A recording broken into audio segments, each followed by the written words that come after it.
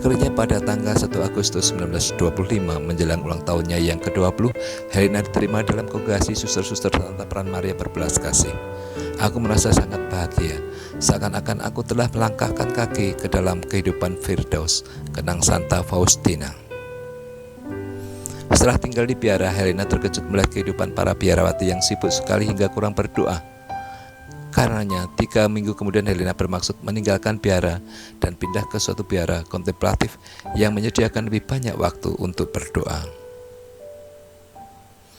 Helena yang bingung dan bimbang rebah dalam doa di kamarnya. Beberapa saat kemudian suatu terang memenuhi bilikku, dan di atas tirai aku melihat wajah Yesus yang amat menderita.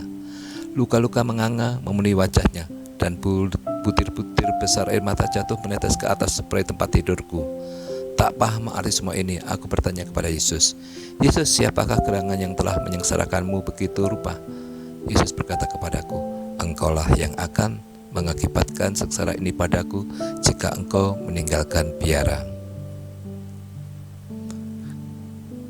Ke tempat inilah engkau kupanggil dan bukan ke tempat lain. Aku telah menyediakan banyak rahmat bagimu. Aku mohon pengampunan pada Yesus dan segera mengubah keputusanku." Pada tanggal 30 April 1926, Helena menerima jubah biara dan nama baru yaitu Suster Maria Faustina. Di belakang namanya seizin kongregasi yang menambahkan dari Sakramen Maha Kudus. Dalam upacara penerimaan jubah 2 kali Suster Faustina tiba-tiba lemas. Pertama ketika menerima jubah, kedua ketika jubah dikenakan padanya. Dalam buku catatan harian Santa Faustina menulis bahwa ia panik sekaligus tidak berdaya karena pada saat itu ia melihat penderitaan yang harus ditanggungnya sebagai seorang biarawati. Dalam biara tugas yang dipercayakan kepadanya sungguh sederhana, yaitu di dapur, di kebun, atau di pintu sebagai penerima tamu. Semuanya dijalankan Suster Faustina dengan penuh kerendahan hati. Pada tanggal 22 Februari 1931, Santa Faustina mulai menerima pesan kerahiman ilahi dari Kristus yang harus disebarluaskannya ke seluruh dunia. Kristus memintanya untuk menjadi rasul dan sekretaris kerahiman ilahi, menjadi teladan belas kasih kepada sesama, menjadi alatnya untuk menegaskan kembali rencana belas kasih Allah bagi dunia.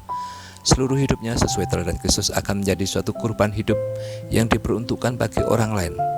Menanggapi permintaannya Tuhan Yesus, Santa Faustina dengan rela mempersembahkan penderitaan pribadinya dalam persatuan dengannya sebagai silih atas dosa-dosa manusia.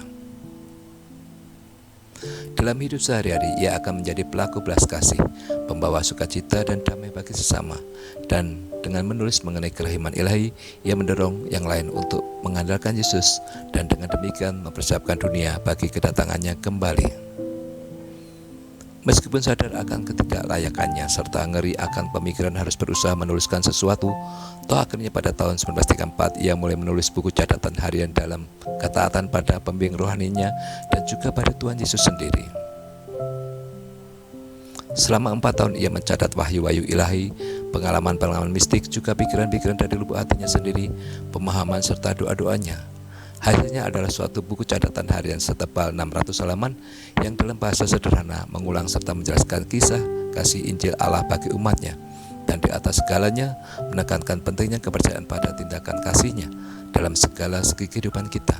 Buku itu menunjukkan suatu contoh luar biasa bagaimana menanggapi belas kasih Allah dan mewujud nyatakannya kepada sesama. Di kemudian hari ketika tulisan-tulisan Santa Faustina diperiksa, para ilmuwan dan juga para teolog terheran-heran bahwa seorang biarawati sederhana dengan pendidikan formal yang amat minim dapat menulis begitu jelas serta terperinci. Mereka memaklumkan bahwa tulisan Santa Faustina sepenuhnya benar secara teologis dan bahwa tulisannya itu setara dengan karya tulis para mistikus besar. Devoisinya yang istimewa kepada Santa Peran Maria tak bercela kepada sakramen Ekaristi dan sakramen Tobat memberi Santa Faustina kekuatan untuk menanggung segala penderitaannya sebagai suatu persembahan kepada Tuhan atas nama gereja dan mereka yang memiliki kepentingan khusus, teristimewa para pendosa berat dan mereka yang diambang maut. Santa Faustina Kowalska menulis dan menderita diam-diam. Hanya pembimbing rohani dan beberapa superior saja yang mengetahui bahwa suatu yang istimewa tengah terjadi dalam hidupnya. Setelah wafat Santa Faustina, bahkan teman-temannya yang terdekat terperanjat mengetahui betapa besar penderitaan dan betapa dalam pengalaman-pengalaman mistik yang dianugerahkan kepada saudari mereka ini yang senantiasa penuh sukacita dan bersahaja. Pesan kerahiman ilahi yang diterima Santa Faustina sekarang telah tersebar luas ke segenap penjuru dunia, dan buku catatan hariannya Kerahiman Ilahi dalam Jiwaku menjadi buku pegangan bagi devosi kerahiman ilahi. Santa Faustina sendiri tak akan terkejut mengenai hal ini, sebab telah dikatakan kepadanya bahwa pesan kerahiman ilahi akan tersebar luas melalui tulisan-tulisan tangannya demi keselamatan jiwa-jiwa.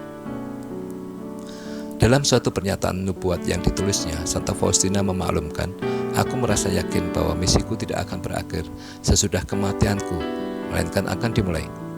Wahai jiwa-jiwa yang bimbang, aku akan menyingkapkan bagi kalian selubung surga guna meyakinkan kalian akan kebajikan Allah."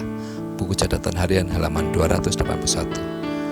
Santa Maria Faustina Kowalska dari Sakramen Maha Kudus, Rasul Kerahiman Ilahi, wafat pada tanggal 5 Oktober 1938 di Krakow dalam usia 33 tahun karena penyakit TBC yang dideritanya. Jenazahnya mula-mula dimakamkan di pekuburan biara, lalu dipindahkan ke sebuah kapel yang dibangun khusus di biara. Pada tahun 1967 dengan dekret Kardinal Karol Wojtyła, Uskup Agung Krakow, kapel tersebut dijadikan Sanktuarium Relikwi Abdi Allah Suster Faustina Kowalska. Pada pesta kerahiman ilahi pada tanggal 18 April 1993, Suster Faustina dibeatifikasi oleh Paus Yohanes Paulus II, dan pada pesta kerahiman ilahi pada tanggal 30 April 2000 dikanonisasi oleh Paus yang sama. Pesta Santa Faustina dirayakan setiap tanggal 15 Oktober. Disarikan diterjemahkan oleh Yesaya, www.indosel.net. Yesaya. Terima kasih.